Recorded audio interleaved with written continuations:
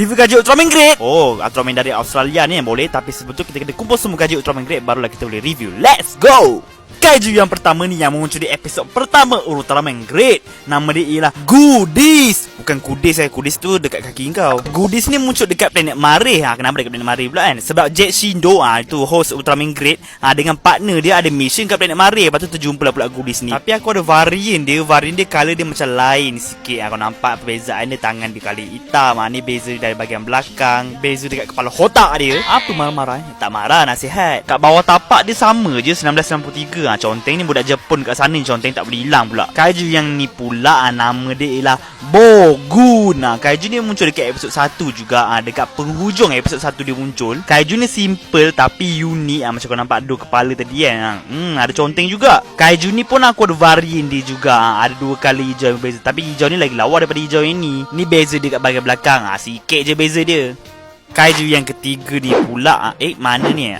Ni nama dia ialah Gerukadon. Kaiju yang muncul di episod 3 Ultraman Great. Kaiju ni unik, ada 4 tangan weh. Ni antara kaiju favourite aku di seri Ultraman Great juga. Kuat juga Gerukadon ni. Siap ada kuasa api bagai Ultraman Great pun hampir kalah dengan dia ni. Tapi lawa kaiju ni kan. Kaiju yang seterusnya dia muncul di episod 4. Kaiju ni aku tak tahu nak cakap dia anjing ke serigala ke beruang kan. Nama dia adalah The Gunja. Pelik nama dia kan. Tapi detail dia pun dia macam tak ada detail, macam vintage Kaiju ni agak mengerikan juga ni bahagian belakang dia. Ni tapak kaki dia tertera Bandai China 1995. Kaiju yang ni pula kenapa macam pelik sikit rupa dia. Kaiju ni special sikit. Kaiju ni sebenarnya dia macam collaboration Bandai dengan Dreamworks. Dreamworks ni macam syarikat company lain sebab Ultraman Great ni kan dari Australia kan. Kat tapak kaki pun dia tulis Subraya je, tak tulis Bandai. Kaiju ni muncul di episod 5, nama dia Barangas. Kaiju yang ni pula main cak-cak pula dia. Ni nama dia Majaba. Dia muncul di episod 8. Aku skip sebab kaiju yang lain memang tak ada production memang Bandai tak keluarkan. Kalau ada pun lagi satu tu Dreamworks Kaiju ni antara kaiju favourite aku juga. Aku tengok detail sangat mantap dan sangat besar. Saiz dia puas hati aku dapat kaiju ni kan. Tangan dia yang kat bawah ni pun boleh gerak-gerak Yang dua belakang ni jangan hilang. Kalau hilang harga dia pun hilang juga. Saiz dia agak besar, sebab tu aku cakap puas hati. Aku nak compare dengan kaiju dan Ultraman 65 inci. Memang puas hati sedap je pegang dia sebab besar kan. Kaiju yang seterusnya ni pula, kaiju ni agak unik juga. Muncul di episod 9. Kau tengok rupa dia, pokok dengan robot bergabung jadi macam ni dah rupa dia kan.